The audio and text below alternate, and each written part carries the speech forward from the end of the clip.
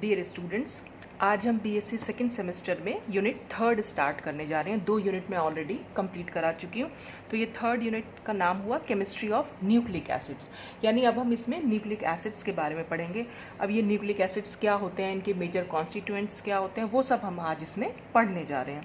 तो nucleic acids are important biomolecules which are found in the nuclei of all living cells। तो nucleic acids क्या होते हैं, ये बहुत ही इंपॉर्टेंट बायोमोलिक्यूल्स होते हैं जो कि जितनी भी लिविंग सेल्स हैं उनके न्यूक्लियाई मीन्स नाभिक जो होते हैं, उनके नाभिक में मिलते हैं। ठीक, फिर है nucleic acid was first discovered by Friedrich Miescher in 1869। तो न्यूक्लिक एसिड की जो पहली बार खोज की गई, वो जो साइंटिस्ट थे वो थे ये फ्राइड्रिच मिशर। और किस ईयर में हुआ था ये? 1869 में। तो इन्होंने जब इसकी खोज की तो इसका नाम न्यूक्लिक एसिड नहीं दिया था, तब इन्होंने इसको दिया था न्यूक्लीन नाम, and gave its first name as nuclein. तो तब इन्होंने इसे न्यूक्लीन कहा। तो जो न्यूक्लिक एसिड नाम दिया वो दूसरे एक साइंटिस्ट थे, उन्होंने कब दिया ये? इन 1889 Richard Altman created the term nucleic acid. तो जैसे कई बार MCQs आ जाते हैं, मल्टीपल चॉइस क्वेश्चन, तो ये पता होना चाहिए आपको कि उनके जो डिस्कवरर थे, जिन्होंने खोज की थी, वो तो फ्राइड्रिच मिशर थे, लेकिन जो न्यूक्लिक एसिड नाम दिया वो रिचर्ड आल्टमैन ने दिया था। अच्छा, अब इनको न्यूक्लिक एसिड नाम क्यों दिया गया? क्योंकि जो फ्राइड्रिच मिशर थे उन्होंने जब इसको डिस्कवर किया था, उन्होंने डिस्कवर किया था इसे न्यूक्लियस ऑफ अ पस सेल्स और WBC, यानी कि WBC यानी वाइट ब्लड सेल्स जो हमारे अंदर होती हैं, या हम उनको पस सेल्स भी बोल देते हैं, उनके न्यूक्लियस में से इसको अलग किया था, उसको वहाँ से इसको निकाला था। तो न्यूक्लियस मीन्स नाभिक, तो न्यूक्लियस से वर्ड आ गया था न्यूक्लिक। ठीक है, and was found to be acidic nature. और क्योंकि इस जो ये न्यूक्लिन इन्होंने नाम दिया था, क्योंकि ये नेचर में एसिडिक था, क्योंकि इसमें एक एसिडिक ग्रुप प्रेजेंट होता है और बहुत ज़्यादा एसिडिक होता है ये, तो नेचर में एसिडिक है, इस वजह से एसिड नाम आ गया। और क्योंकि पस सेल के न्यूक्लियस से निकाला था, इसलिए इसका नाम न्यूक्लिक वर्ड यूज है। तो न्यूक्लिक एसिड हम इसलिए इसको बोल देते हैं। तो the name nucleic acid was given since the first nucleic acid was isolated from the nucleus of a pus cells or WBC and was found to be acidic nature। तो यही मैंने आपको बताया, क्योंकि जो पहला न्यूक्लिक एसिड था उसे पस सेल के न्यूक्लियस में से निकाला गया और वो बहुत नेचर में एसिडिक था, इसीलिए इसका नाम न्यूक्लिक एसिड पड़ा। तो nucleic acids are responsible for transmission of hereditary effects from one generation to the other. अब न्यूक्लिक एसिड का क्या काम होता है? ये क्या करते हैं, जो हेरिडिटरी इफेक्ट होते हैं, जो आनुवंशिक गुण जिनको हम कह सकते हैं, उनको ये ट्रांसमिट करते हैं एक जनरेशन से दूसरी जनरेशन में। जैसे माँ बाप से बच्चे में आता है वो गुण, and also carry out the biosynthesis of proteins. और इसके अलावा क्या करते हैं, प्रोटीन्स की बायोसिंथेसिस को भी में भी बहुत हेल्प करते हैं। तो genetic information stored in nucleic acids controls the structure of all proteins. और इन न्यूक्लिक एसिड में एक जेनेटिक इंफॉर्मेशन स्टोर होती है जो कंट्रोल करती है जितने भी प्रोटीन्स हैं उनके स्ट्रक्चर को। तो इसी वजह से मतलब कह सकते हैं कि प्रोटीन की बायोसिंथेसिस में ये पार्ट कर लेते हैं। अब ये न्यूक्लिक एसिड होते हैं 2 टाइप्स के। पहला होता है DNA, जिसका फुल नाम जो हो गया deoxy ribo nucleic acid. I hope कि आपने ये 12th क्लास में बायो में पढ़ा भी होगा। तो D for deoxy, N for D for deoxy ribo, N for nucleic और A फॉर एसिड। ऐसे ही RNA होता है राइबो न्यूक्लिक एसिड। तो दोनों में बस इतना डिफरेंस है। एक्चुअल में राइबो न्यूक्लिक एसिड आप ध्यान रख सकते हैं, और बस अगर D लगा है तो वो डीऑक्सी राइबो न्यूक्लिक एसिड हो जाएगा, और ये तो राइबो न्यूक्लिक एसिड रहेगा ही रहेगा। तो इन दोनों की ये जो फुल नेम है ये भी आपको पता होने चाहिए। तो ये थी पूरी न्यूक्लिक एसिड के बारे में थोड़ा सा इंट्रोडक्शन। ठीक है, अब हम नेक्स्ट पेज पर देखेंगे कि न्यूक्लिक एसिड के मेन कॉन्स्टिट्यूएंट्स क्या हैं, यानी कि न्यूक्लिक एसिड किन चीज़ों से मिलकर बना हुआ है, या उसके अंदर क्या क्या चीज़ें होती हैं। तो constituents of nucleic acid, the 3 constituents of nucleic acids are. अब ये 3 चीज़ों से मिलकर बना है। एक होती है शुगर्स, दूसरा होता है एसिड, और तीसरे होते हैं नाइट्रोजनस बेसिस। ये बहुत ही इंपॉर्टेंट टॉपिक है अब जो आपके सामने आ रहा है, इसका स्ट्रक्चर, इनके नाम, ये सब आपको ध्यान रहना चाहिए, क्योंकि जैसा कि अब सुनने में आ रहा है कि अब मल्टीपल चॉइस क्वेश्चंस आएंगे BSc सेकेंड सेमेस्टर में, तो आपको थ्योरी के अलावा इन सब नाम मतलब कुछ भी चीज़ जैसे छोटी छोटी चीज़ें आएँ, क्योंकि MCQs तो बहुत छोटी छोटी चीज़ों पर बन जाते हैं। अब तो आपको साइंटिस्ट का नाम, ईयर वगैरह सब याद करने पड़ेंगे, क्योंकि अब बहुत छोटे छोटे क्वेश्चन हर लाइन में बन सकते हैं। तो आप ऐसा मत सोचिएगा कि थ्योरी अब बिल्कुल नहीं पढ़नी पड़ेगी, अब हमें सिर्फ MCQs करने हैं। लेकिन MCQs तभी आप कर पाएंगे जब आप पूरी थ्योरी को बहुत डिटेल में पढ़ेंगे। तो इनके नाम, स्ट्रक्चर, ये सब कुछ आपको क्लियर होने चाहिए। तो जो 3 कॉन्स्टिट्यूएंट्स में सबसे पहला कॉन्स्टिट्यूएंट है शुगर, उसके बारे में हम देखेंगे। तो शुगर इसमें 2 टाइप की होती हैं, क्योंकि न्यूक्लिक एसिड ही हमारा 2 टाइप का है, तो इसलिए शुगर्स भी वहाँ पर 2 टाइप की हैं। तो पहला जो है, एक शुगर होती है बीटा डी राइबोज और दूसरी होती है बीटा 2 डीऑक्सी राइबोज। देखिए स्ट्रक्चर आप यहाँ पर अगर देखें, अब इसमें क्या डिफरेंस है। सबसे पहले तो हम देखेंगे राइबोज का स्ट्रक्चर। ये राइबोज आपके लिए बहुत कॉमन सा, शुगर्स हम क्योंकि पहले पढ़ते आ रहे हैं, हालांकि वहाँ पे शायद राइबोज का स्ट्रक्चर मैंने डिस्कस नहीं किया, वो तो तब वहाँ पर नहीं था। लेकिन राइबोज जो नाम है वो एक कार्बोहाइड्रेट शुगर का नाम है, ठीक है। तो वहाँ पर मैंने इस टाइप के कुछ स्ट्रक्चर्स पढ़ाए थे जब हम ग्लूकोज को पढ़ा था, या फ्रक्टोज पढ़ा था, सुक्रोज वगैरह सब पढ़ा था। तो ये स्ट्रक्चर आपको ध्यान रखना पड़ेगा, ठीक है। ये बीटा डी राइबोज होता है। बीटा डी राइबोज क्या होती है? एक पेंटोज शुगर होती है। ये पेंटोज वर्ड भी आपके लिए कोई नया नहीं है, ये सब मैं पहले बता चुकी हूँ जब हमने कार्बोहाइड्रेट डिस्कस किया था। पेंटोज है, हेक्सोज है। तो इन सब के नाम क्यों दिए गए हैं? पेंटोज मीन्स होता है ऐसी शुगर जिसमें 5 कार्बन प्रेजेंट हो। तो यहाँ पर सबसे पहले हम देख लेते हैं वो 5 कार्बन। ये एक कार्बन यहाँ पर है, ये सब मैंने आपको समझाया भी था। ये जो हम हार्वर्ड प्रोजेक्शन पढ़ते हैं कि उसमें हम कैसे इसको ड्रॉ करते हैं। तो ये 1 कार्बन है, ये 2 कार्बन, ये 3, ये 4 और ये है हमारी 5 कार्बन। तो इसलिए ये एक पेंटोज शुगर है। ये स्ट्रक्चर आपको ध्यान रखना पड़ेगा। अब हम इसको बीटा क्यों बोल रहे हैं?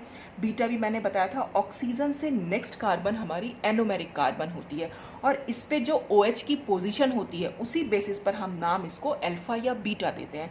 तो बीटा पोजीशन में OH ऊपर होता है और अल्फा पोजीशन में OH नीचे होता है।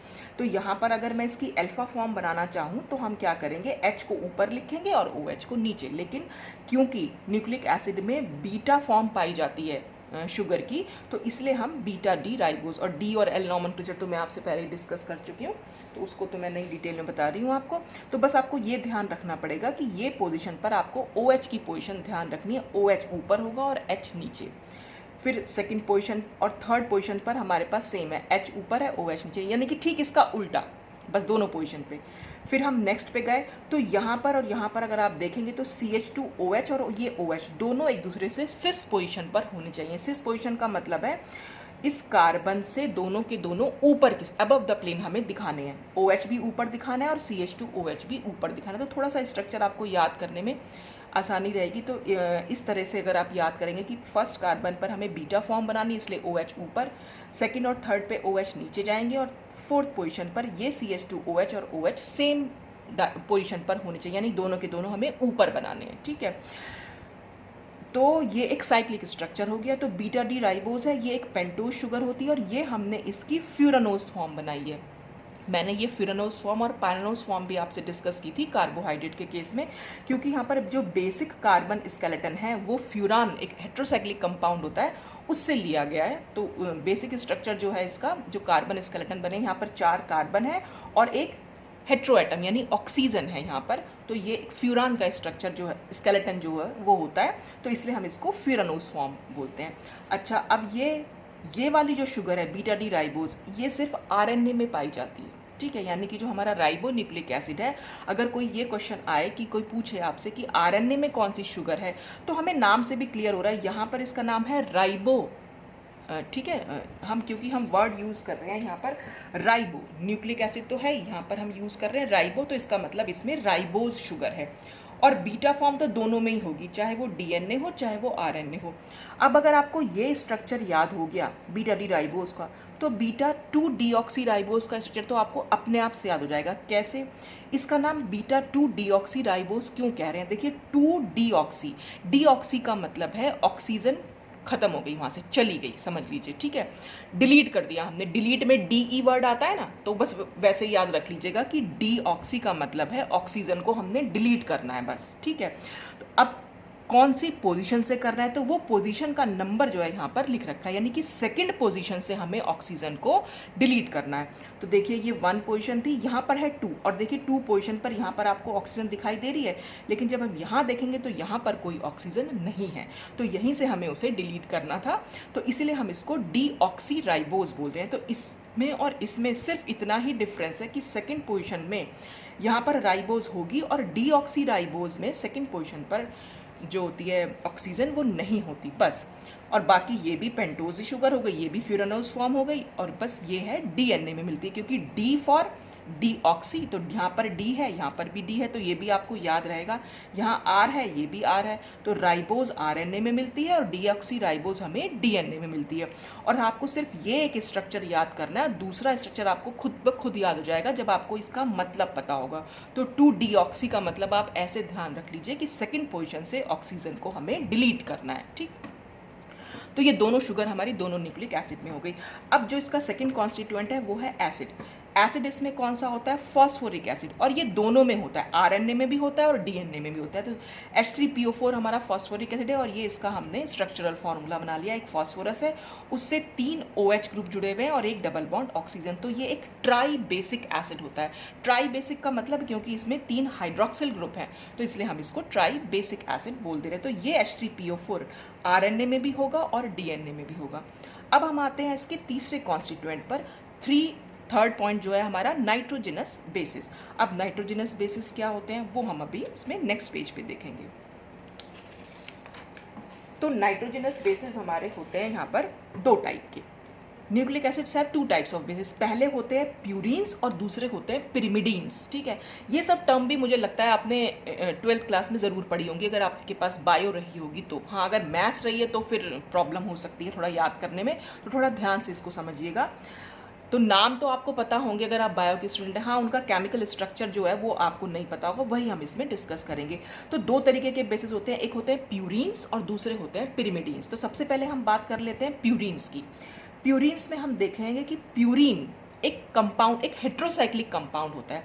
हेट्रोसाइक्लिक कंपाउंड में बार बार वर्ड यूज़ कर रही हूँ, उसका मतलब ये होता है कि एक रिंग स्ट्रक्चर जिसमें सारे कार्बन एटम्स ना हो, कार्बन के अलावा भी कोई और एटम्स हो, जिनको हम हेट्रो एटम बोल देते हैं, और जनरली ये इलेक्ट्रोनेगेटिव एटम होते हैं। देखिए जैसे ये एक रिंग मैंने बना दी, ठीक है, अगर मैं बेंजीन रिंग बनाऊँ तो बेंजीन रिंग हमारी ऐसे बन जाएगी बस, ठीक है। लेकिन अगर तो यहाँ पर ये सारे पॉइंट्स जो हैं वो सब कार्बन को, 6 कार्बन को रिप्रेजेंट कर रहे हैं।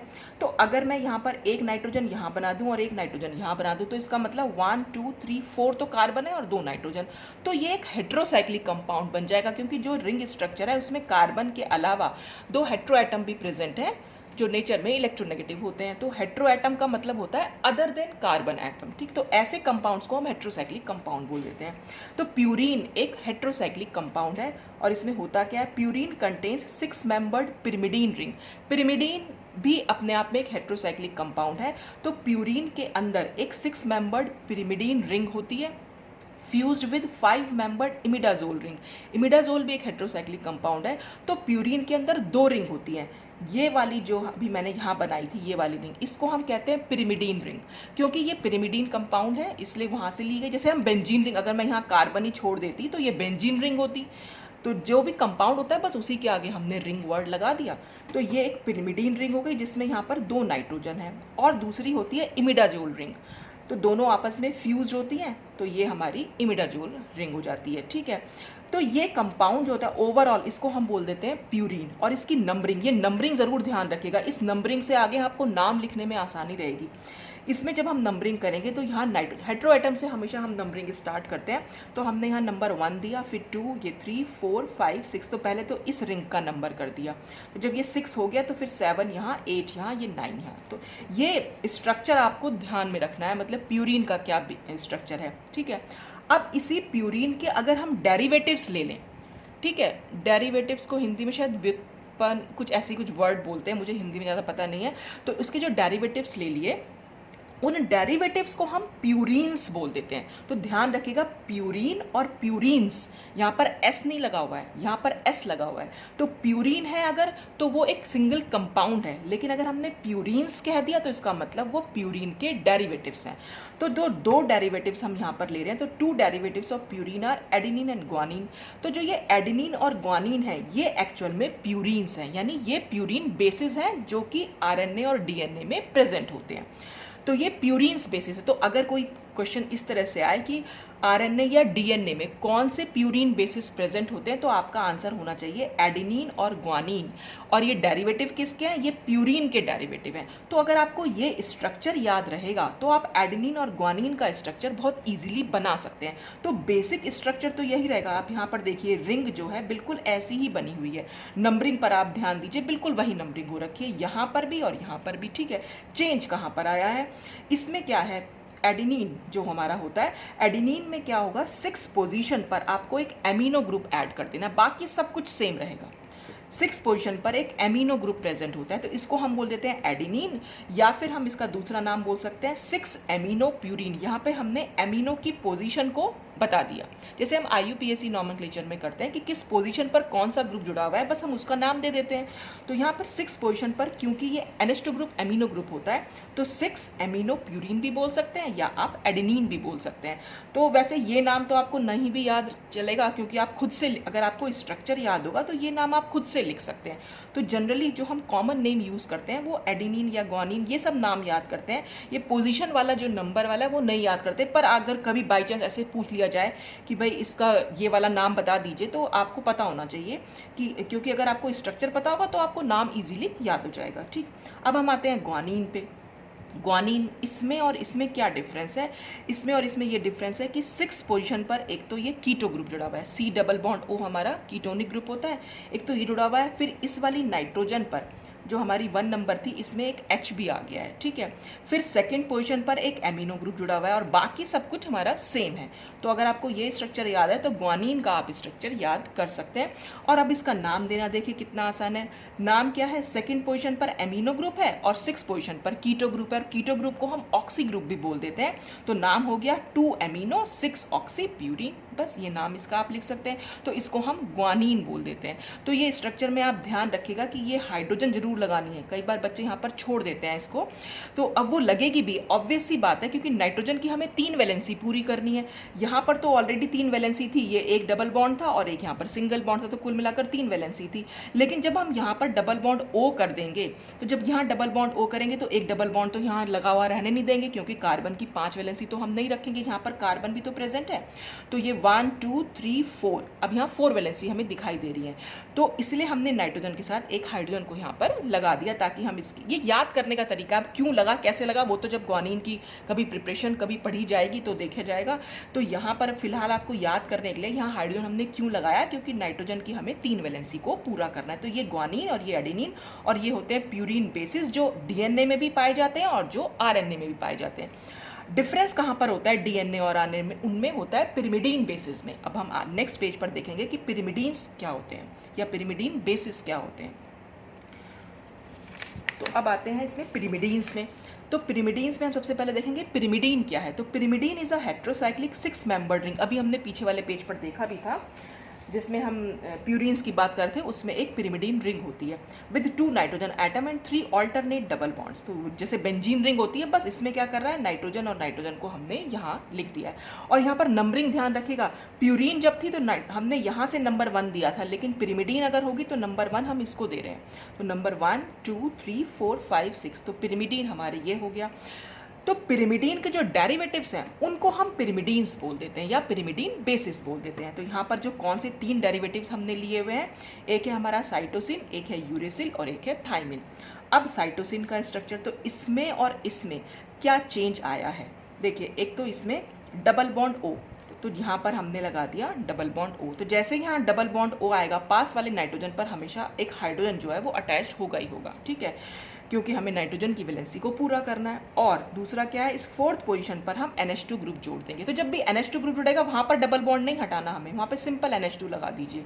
जहाँ डबल बॉन्ड O लगेगा बस उसके पास वाले नाइट्रोजन पे हमें हाइड्रोजन लगा देना है। तो यहाँ से तो डबल बॉन्ड हटा नहीं था, इसलिए हमें यहाँ हाइड्रोजन लगाने की ज़रूरत ही नहीं है, क्योंकि यहाँ पर सिंपल हमने एक NH2 जोड़, यहाँ पर अगर आप देखें तो ये NH2 सिंपल जोड़ दिया है। तो इसका नाम हो जाएगा साइटोसिन। फिर हम इसका नाम देना चाहें दूसरा तो उसमें क्या लिख सकते हैं, सेकंड पोजीशन पर क्योंकि oxy group keto group present है तो 2 ऑक्सी 4 एमिनो और पिरिमिडीन नाम हो गया। ठीक, तो बस आपको स्ट्रक्चर अगर याद होगा तो फिर आप ये नाम भी इजीली लिख सकते हैं। तो ये हो गया हमारा साइटोसिन। और साइटोसिन भी हमारा दोनों डीएनए में भी और आरएनए में भी, यानी पिरिमिडीन बेस्ड जो साइटोसिन है वो हमारा दोनों में होता है, डीएनए में भी आरएनए में भी। तो डिफरेंस कहाँ आता है डीएनए और आरएनए में, इन दोनों बेसिस में, जो दो पिरिमिडीन बेसिस हैं इसमें डिफरेंस आता है। तो सबसे पहले हम देखें यूरेसिल क्या है। यूरेसिल में आपको कुछ नहीं करना है, यहाँ पर एक डबल बॉन्ड O लगाना है और यहाँ एक डबल बॉन्ड O, और जैसे ही डबल बॉन्ड O लगेगा N के साथ आपको हाइड्रोजन को जोड़ देना है, क्योंकि दोनों पोजीशन पर डबल बॉन्ड O लगा है इसलिए दोनों नाइट्रोजन से हाइड्रोजन को हमने जोड़ दिया। ठीक है, अब पोजीशन देख लेते हैं। 2 पर भी कीटो ग्रुप है, 4 पर भी कीटो यानी ऑक्सी ग्रुप है। अब क्योंकि 2 ऑक्सी ग्रुप है तो हम इसको डाई ऑक्सी लिख सकते हैं और इनका नंबर दे देना है, 2 पे है, 4 और फिर डाई ऑक्सी और पिरिमिडीन नाम हो गया। और ये हमें अब मिलता है आरएनए में, सिर्फ ये डीएनए में नहीं होता। ये बात आपको ध्यान रखनी पड़ेगी कि यूरेसिल फाउंड इन आरएनए। अच्छा, थाइमिन, थाइमिन के स्ट्रक्चर में क्या चेंज हुआ है? थाइमिन का स्ट्रक्चर देखिए यूरेसिल जैसा ही है, चेंज कहाँ पर हुआ है? ये तो सेम ऐसा का एज इट इज ही रहा, देख रहे हैं आप, ये सब कुछ सेम एज इट इज बिल्कुल वैसा का। बस थाइमिन और यूरेसिल में क्या डिफरेंस है, यहाँ पर एक मिथाइल ग्रुप और आ जाता है, यानी कि 5th पोजीशन पर मिथाइल ग्रुप को आपको ऐड करना है। तो नाम क्या हो जाएगा, 2,4 डाईऑक्सी तो हम पहले ही बोल रहे थे, 5 मिथाइल और लिख देंगे, 5 मिथाइल पिरिमिडीन, और ये हमें डीएनए में मिलता है। तो डिफरेंस आरएनए और डीएनए में इस पिरिमिडीन बेस का होता है। आरएनए में यूरेसिल मिलता है, डीएनए में थाइमिन। अब हम याद कैसे करेंगे इसको, आप ऐसे ध्यान रख सकते हैं क्योंकि यूरेसिल में आर आ रहा है और आरएनए में भी आर आ रहा है, तो इसलिए आर वाला जो है वो आरएनए में है और दूसरा वाला हमारा डीएनए में है। तो बस ये इस तरह से आप ध्यान रख सकते हैं। तो ये पिरिमिडीन बेसिस होते हैं जो हमारे न्यूक्लिक एसिड में पाए जाते हैं। तो ये तीनों मैंने आपको कॉन्स्टिट्यूएंट्स बता दिए, शुगर्स, एसिड और ये नाइट्रोजनस बेसिस। तो नाइट्रोजनस क्यों कह रहे हैं, क्योंकि नाइट्रोजन कंटेनिंग है, नाइट्रोजन प्रेजेंट है इसमें, तो ये नाइट्रोजनस बेसिस हो गए। तो ये था कॉन्स्टिट्यूएंट्स ऑफ न्यूक्लिक एसिड। इसके अलावा 2 टर्म्स और हैं, वो हम और पढ़ लेते हैं। तो एक टर्म आती है इसमें न्यूक्लियोसाइड। सबसे पहले हम न्यूक्लियोसाइड्स, तो न्यूक्लियोसाइड्स होते हैं जब नाइट्रोजनस बेस प्लस शुगर, यानी नाइट्रोजनस बेस और शुगर आपस में ऐड हो जाएं तो हमारे जो कंपाउंड निकल के आएगा उसको हम न्यूक्लियोसाइड बोल देते हैं। ठीक है, a nucleoside is made up of a purine और पिरिमिडीन बेस, तो to which a sugar usually D-ribose or 2-deoxy-D-ribose is attached through beta-glycosidic linkage। मतलब क्या हुआ, न्यूक्लियोसाइड में जो नाइट्रोजनस बेस है वो प्यूरिन भी हो सकता है और वो पिरिमिडीन भी हो सकता है, तो या तो प्यूरिन होगा या पिरिमिडीन होगा। उसके साथ शुगर कौन सी हमें ऐड कर सकते हैं, जो हमने अभी पढ़ी डीएनए और आरएनए वाली, डी-राइबोज हो सकता है या 2-deoxy-D-ribose। अच्छा, इसको बार बार आप डी-राइबोज या 2-deoxy-D-ribose बोलने में थोड़ी परेशानी हो रही है या याद करने में, तो बस आप एक बार याद कर लीजिए कि हमें राइबोज से पहले डी लिखना है और डीऑक्सी से पहले उसकी पोजीशन बतानी है 2। नहीं तो बोलने में आप बहुत इजीली बोल सकते हैं कि आरएनए में राइबोज शुगर होती है और डीएनए में डीऑक्सी-राइबोज, तो बार बार 2 और डी बोलने की भी जरूरत नहीं है, डीऑक्सी-राइबोज से आप याद कर सकते हैं। बस आपके दिमाग में होना चाहिए कि डीऑक्सी से पहले हमें 2 लिखना था और राइबोज से पहले डी लिखना था, बस। तो शुगर हमारी ये दोनों में से कोई भी हो सकती है, और इन दोनों के बीच में जो लिंकेज होगा, बेस और शुगर के बीच में जो लिंकेज होगा वो होता है हमारा बीटा ग्लाइकोसाइडिक लिंकेज। ये भी चीज़ आप ध्यान रख लीजिएगा, हो सकता है एमसीक्यूज में ऐसे ही पूछ लें कि दोनों के बीच में कौन सा लिंकेज होता है, तो बीटा ग्लाइकोसाइडिक लिंकेज होता है। और ये ग्लाइकोसाइडिक लिंकेज भी मैं आपको कार्बोहाइड्रेट में अच्छे से समझा चुकी हूँ। तो एक अल्फा होते हैं, एक बीटा होते हैं, तो ये हमारा बीटा ग्लाइकोसाइडिक लिंकेज है। अब ये लिंकेज शुगर का कौन सा एटम और बेस का कौन सा एटम आपस में कनेक्ट होंगे, तो वो लिंकेज भी पॉइंट ऑफ लिंकेज भी आपको ध्यान रखना है। तो शुगर में क्या होगा, OH group of the C1 of sugar. Sugar का स्ट्रक्चर मैंने आपके सामने बनाया ही था, देखिए ये था शुगर। तो शुगर का जो लिंकेज है वो कार्बन नंबर 1 होगा, OH, यानी कार्बन नंबर 1 का OH। तो कार्बन नंबर 1 हमारी एनोमेरिक कार्बन होती है, तो उसका OH group is attached to hydrogen atom of N9 in purines। तो प्यूरिन्स में क्या हो जाएगा, प्यूरिन में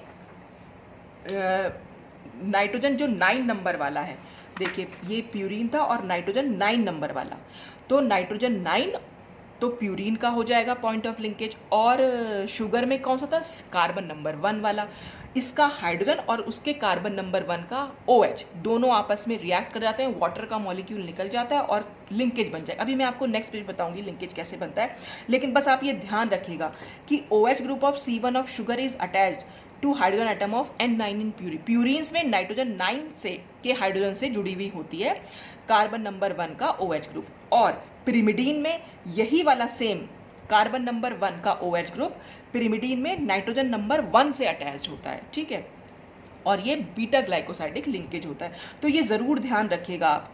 अच्छा, अब प्यूरीन जो न्यूक्लियोसाइड प्यूरीन से बने हैं उनका नाम हम जब एंड करेंगे, ख़त्म करेंगे, तो लास्ट में ओसिन लगाएंगे, तो the names of purines nucleosides end in osine, और यही नाम जब हम पिरिमिडीन के न्यूक्लियोसाइड्स बनाएंगे तब हम खत्म करेंगे आइडीन में, यानी ये हमारे सफिक्स हैं जो हम लास्ट में लगाएंगे। प्यूरीन्स में हम ओसिन लिखेंगे और पिरिमिडीन्स में हम इडीन लिख देंगे, ठीक है। तो अब ये न्यूक्लियोसाइड भी हमारे 2 टाइप के हैं, क्योंकि न्यूक्लिक एसिड ही हमारे 2 टाइप के हैं, इसलिए हमारे न्यूक्लियोसाइड्स भी हमारे 2 टाइप के चल रहे हैं। तो सबसे पहले आता है राइबो न्यूक्लियोसाइड, तब क्योंकि राइबो है, राइबोज शुगर है इसका मतलब इसमें, तो ये आरएनए में ही पाया जाएगा, ठीक है। तो राइबो न्यूक्लियोसाइड कैसे बना हुआ होगा, तो या तो इसकी प्यूरीन बेस ले लेंगे या हम पिरिमिडीन बेस ले लेंगे और उसको हम शुगर से अटैचमेंट करा देंगे। तो these are formed by combination of nitrogenous base with ribose sugar, ठीक है। तो हम सबसे पहले नाइट्रोजनस बेस की बात कर रहे हैं, तो प्यूरीन बेसिस भी ले लेंगे और पिरिमिडीन में, हम चारों के साथ दिखा रहे हैं कि कौन कौन से आपके न्यूक्लियोसाइड बन सकते हैं। तो 4 टाइप के यहाँ पर न्यूक्लियोसाइड हो सकते हैं। एक में हमने ले लिया प्यूरीन बेस लिया, सबसे पहले adenine plus beta D ribose. Beta D ribose भी आप एक बार ध्यान रख लीजिएगा, नहीं तो आप सिंपल भी आप इसको लिख सकते हैं, एडेनिन प्लस राइबोज भी लिख सकते हैं, पर बीटा डी राइबोज लिखेंगे ज़्यादा अच्छा होगा बस। तो बार बार आपको बीटा डी राइबोज याद करने में परेशानी हो सकती है, एक बार आप ध्यान रख लेंगे तो बस आप सिंपल फॉर्म में इसको एडेनिन प्लस राइबोज लिखेंगे, ठीक है। तो एडेनिन हमारा प्यूरीन बेस हो गया, राइबोज हमारी पेंटोज शुगर हो गई, दोनों जब मिल जाएंगे तो हमारा जो कंपाउंड बन के आएगा वो हमारा कहलाएगा कि वो एक न्यूक्लियोसाइड बन गया है।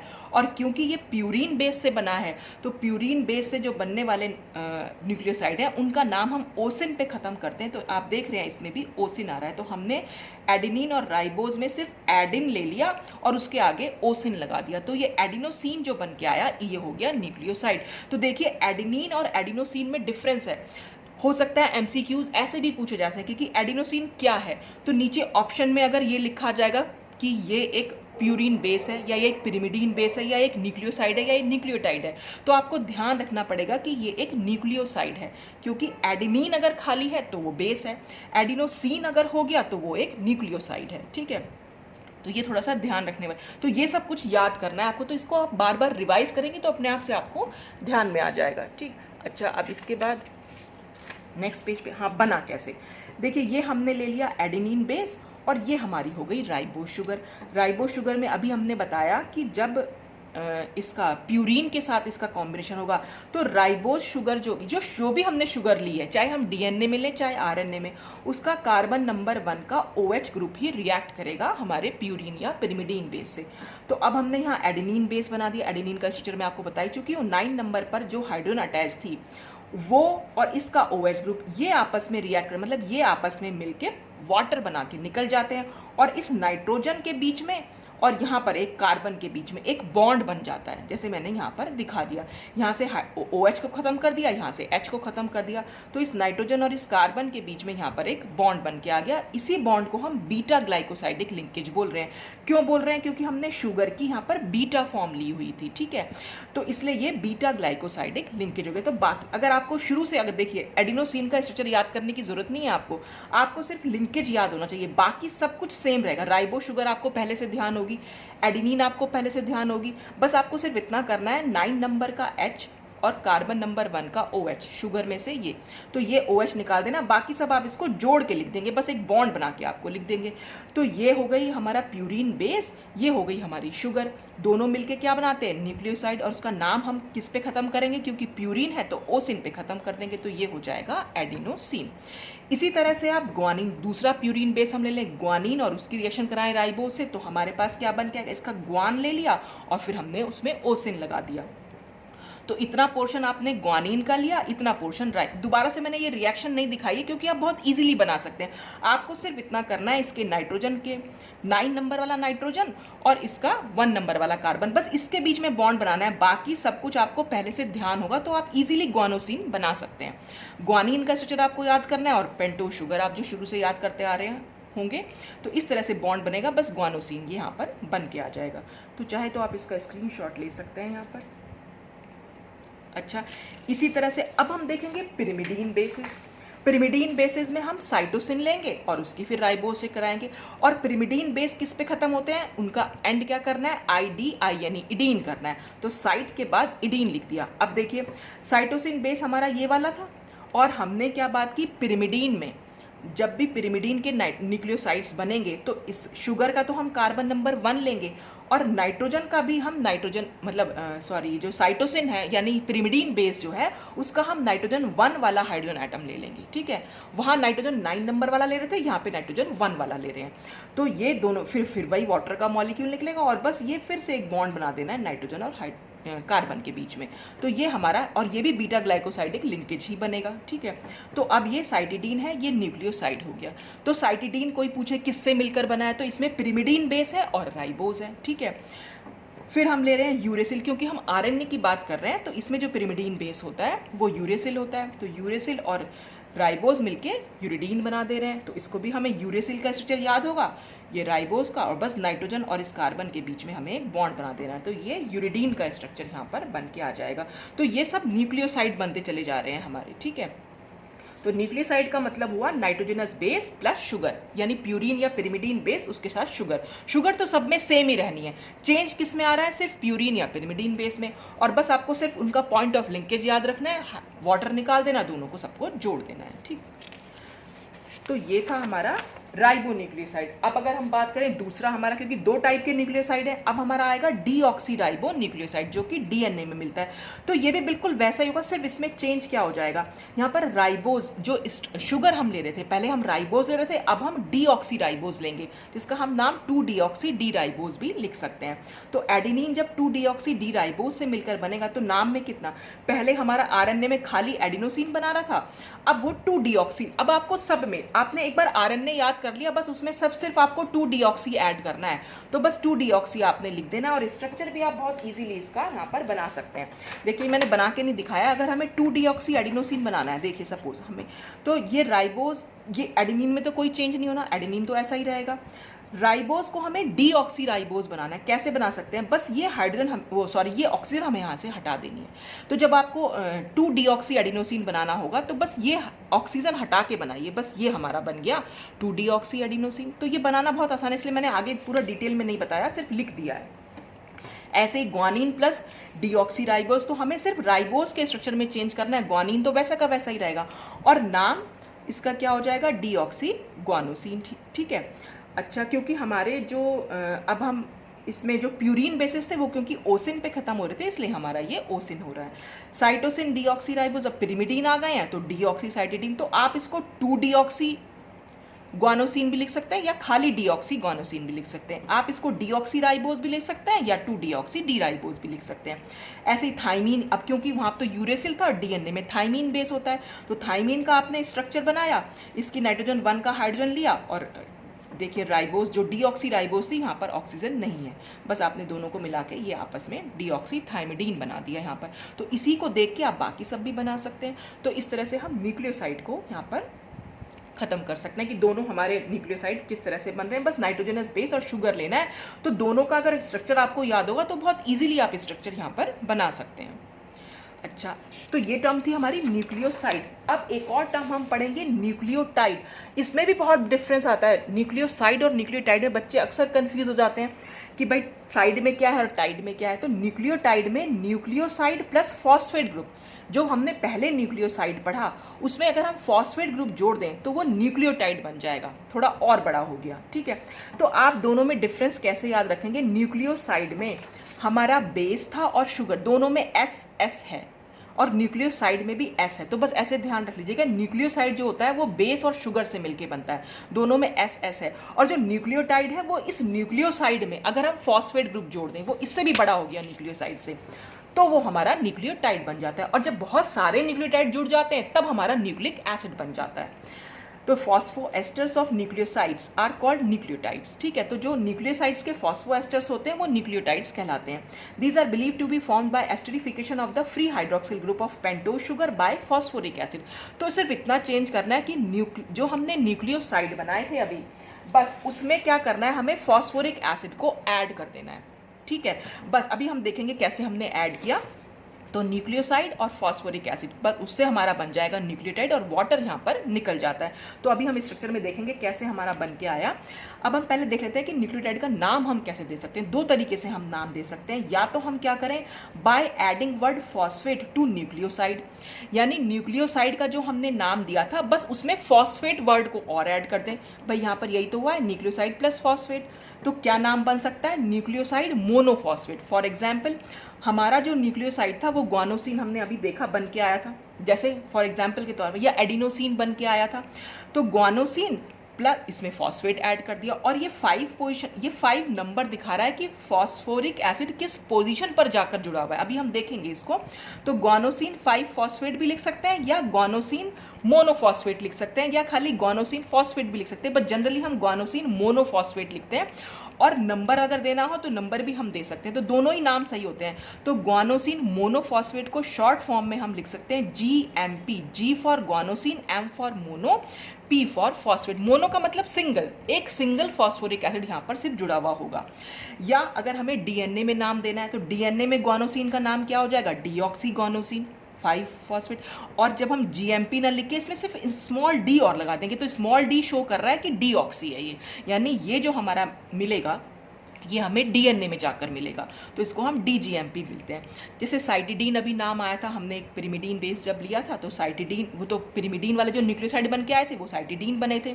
तो साइटिडीन 5 फॉस्फेट, या शॉर्ट में अगर हम लिखना चाहें CMP, साइटिडीन मोनोफॉस्फेट। तो नंबर सिर्फ ये दर्शा रहा है कि फॉस्फोरिक एसिड किस पोजिशन पर जाकर जुड़ा है। तो एक तरीका तो हो गया नाम देने का ये, या दूसरा तरीका हम क्या यूज कर सकते हैं, by replacing ending word in और ओसिन। जो अभी हमने INE और ओसिन लगाए थे, इनमें जो यहाँ जैसे INE लगा हुआ है, इसमें ओसिन लगा हुआ है, इनको हटा दें और इनकी जगह हम YLIC लिख दें, इलिक एसिड। तो इनको हटा के इलिक एसिड लिख दें, तो जिसमें जो हमारा न्यूक्लियोसाइड ग्वानोसिन है तो वो ग्वानिलिक एसिड हो जाएगा, क्योंकि हमें ओसिन हटाना है। या साइटिडीन है तो इसमें हमें INE हटाना है, तो साइटिडिलिक एसिड हो जाएगा। ये लिखा हुआ भी है, ग्वानिलिक एसिड है, साइटिडिलिक है, या एडेनिलिक एसिड है। तो किसी भी तरीके से आप इसका नाम दे सकते हैं। तो चाहे तो आप इसका भी स्क्रीनशॉट ले सकते हैं।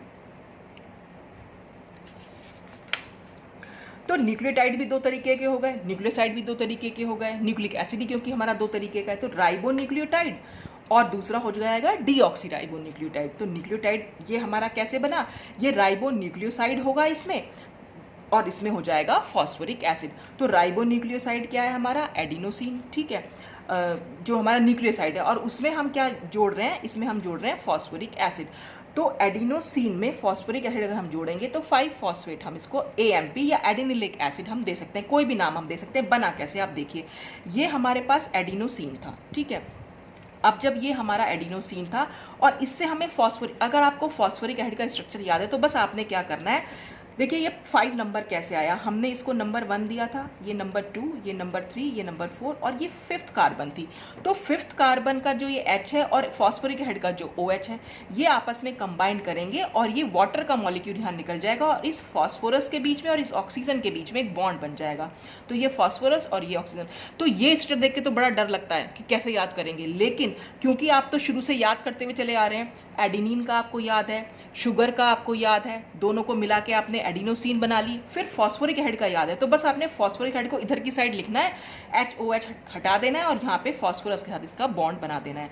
तो जब ये बन जाएगा तो क्योंकि ये 5th कार्बन से जुड़ा हुआ है इसलिए हम इसको 5 फॉस्फेट बोल दे रहे हैं। तो एडिनोसिन 5 फॉस्फेट बोल सकते हैं, या एडिनोसिन मोनोफॉस्फेट बोल सकते हैं, या एडेनिलिक एसिड बोल सकते हैं। ठीक है, तो आप कोई भी नाम इसको दे सकते हैं। इसी तरह से जब हम ग्वानोसिन पे फॉस्फोरिक एसिड ऐड करेंगे तो वो ग्वानिलिक एसिड बन जाएगा, या हम उसको ग्वानोसिन मोनोफॉस्फेट या ग्वानोसिन 5 फॉस्फेट भी लिख सकते हैं।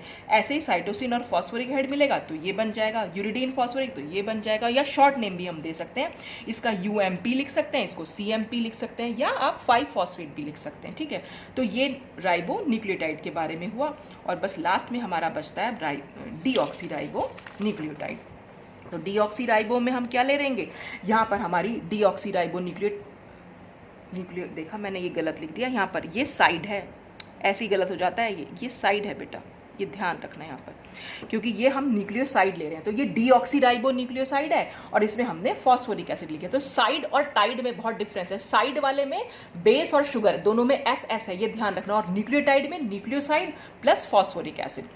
तो जब इन दोनों को मिलाएंगे तो हमारा बस हमें जो हमने पहले नाम लिखे थे उनमें हमें सिर्फ डीऑक्सी ऐड कर देना। और जैसे हम पहले हम बोल रहे थे एडिनोसिन मोनोफॉस्फेट, तो अब हम डी और ऐड कर देंगे, तो डीऑक्सी एडिनोसिन मोनोफॉस्फेट, या डीऑक्सी एडिनोसिन 5 फॉस्फेट, कुछ भी आप यहाँ पर लिख सकते हैं, या डीऑक्सी एडेनिलिक एसिड भी आप इसको लिख सकते हैं। तो ये सब नाम मैंने यहाँ पर लिख दिया और यहाँ पर थायमीन के बारे में बना के दिखा भी दिया है कि ये हमारा थायमिडीन था, थायमिडीन से हमने फॉस्फोरिक एसिड को जोड़ दिया तो ये पूरा लिंकेज हमारा बन के आ गया और इसका नाम हो जाएगा डीऑक्सी थायमिडीन 5 फॉस्फेट, या DTMP लिख सकते हैं, या डीऑक्सी थायमिडिलिक एसिड लिख सकते हैं।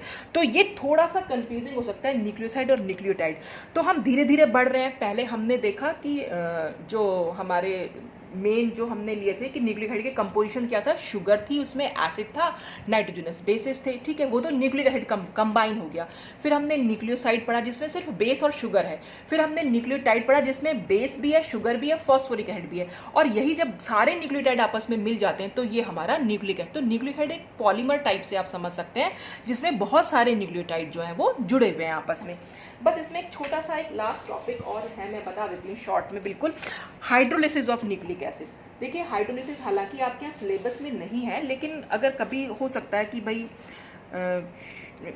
पूछ ले, तो हाइड्रोलिसिस ऑफ न्यूक्लिक एसिड में आपको सिर्फ इतना करना है। देखिए जो ये हमने लिया, सबसे पहले हम न्यूक्लिक एसिड ले लेंगे। ठीक है, इसकी हाइड्रोलिसिस अगर हम बेस की प्रेजेंस में कराएं, जनरली ये होता है एक्वस अमोनिया। ठीक है, तो ये किस में टूटेगा, अपने कॉन्स्टिट्यूएंट्स में। तो न्यूक्लिक एसिड किससे मिलकर बना था, बहुत सारे न्यूक्लियोटाइड से, तो ये टूट जाएगा न्यूक्लियोटाइड्स में।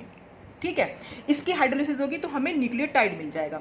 फिर हम इसकी भी हाइड्रोलिसिस करा रहे हैं आगे, बेस लिया, फिर वही बेस क्या होगा हमारा, एक्वस अमोनिया। अब न्यूक्लियोटाइड जिनसे मिलकर बना है फिर वो उसमें टूटेगा। तो न्यूक्लियोटाइड किससे मिलकर बना था, न्यूक्लियोसाइड और प्लस फॉस्फेट हमारी, या फॉस्फोरिक एसिड जो यहाँ पर अलग हो जाएगा। ठीक है, अब ये न्यूक्लियोसाइड की अगर हम कराने लग जाएं फिर से आगे फर्दर हाइड्रोलिसिस, तो अब की बार आप ध्यान रखिएगा जो न्यूक्लियोसाइडिक लिंकेज होता है वो हमेशा एसिड की प्रेजेंस में टूटता है। यहाँ पर जो लिंकेज टूटेंगे वो बेस की प्रेजेंस में टूटेंगे, ये ध्यान रखने वाली बात है। हो सकता है यही कुछ इस पे भी क्वेश्चन आ जाए। तो न्यूक्लियोसाइडिक लिंकेज जो होता है, न्यूक्लियोसाइडिक लिंकेज मतलब शुगर और बेस के बीच में जो लिंकेज है वो एसिड की प्रेजेंस में टूटेगा। जनरली हम कॉन्सेंट्रेट HCl इसमें हम यूज कर लेते हैं। तो न्यूक्लियोसाइड किससे मिलकर बना है, शुगर और बेस से मिलकर बना है, तो यहाँ पर हमें लास्ट में शुगर प्लस बेस मिल जाएगा। तो ये एक ना आप ये सीक्वेंस है, बस इसे ध्यान रख लीजिएगा, जो जिससे मिलकर बना है बस वो उसमें टूटेगा। और बस इतना ध्यान रखिएगा जो लास्ट में जो आता है न्यूक्लियोसाइड वो एसिड की प्रेजेंस में टूटते हैं, न्यूक्लियोसाइडिक लिंकेज। न्यूक्लिक एसिड का जब हाइड्रोलिसिस कराएंगे वो बेस की प्रेजेंस में लिंकेज टूटते हैं। एक्वस अमोनिया हमने ले रखा है, यहाँ पर भी एक्वस अमोनिया ले रखा है, न्यूक्लियोटाइड जब टूटेगा। लेकिन जब न्यूक्लियोसाइड टूटेगा वो हमेशा एसिड की प्रेजेंस में टूटेगा। तो ये इसकी हाइड्रोलिसिस है। मतलब अगर कई बार ऐसे, हालांकि कॉम्पिटिशन लेवल पे पूछे जाते हैं जनरली ये क्वेश्चन, मान लीजिए कोई बोले कि RNA है, तो RNA तो हमारा न्यूक्लिक एसिड है, तो यहाँ पर उन्होंने क्वेश्चन मार्क लगा दिया और यहाँ लिख दिया कि हमें CMP मिल रहा है। तो किस चीज़ की प्रेजेंस में, तो हम लिख सकते हैं या एक्वस अमोनिया हमने ले रखा है। ठीक है, और एक्वस अमोनिया हमारा CMP बना रहा है, तो इसका मतलब ये साइटिडीन मोनोफॉस्फेट, यानी हमारा ये न्यूक्लियोटाइड बन के आ रहा है। ठीक है, ये हमारा न्यूक्लियोटाइड बन के आ रहा है। और फिर वो लिख दे यहाँ पर एक्वस अमोनिया हमने ले लिया, और यहाँ बताओ यहाँ पर क्या बन रहा है। तो जब ये न्यूक्लियोटाइड है तो इसका मतलब यहाँ पर हमें न्यूक्लियोसाइड मिलेगा और प्लस फॉस्फेट मिलेगा, और न्यूक्लियोसाइड क्या हो जाएगा, वो साइटिडीन हो जाएगा इसमें।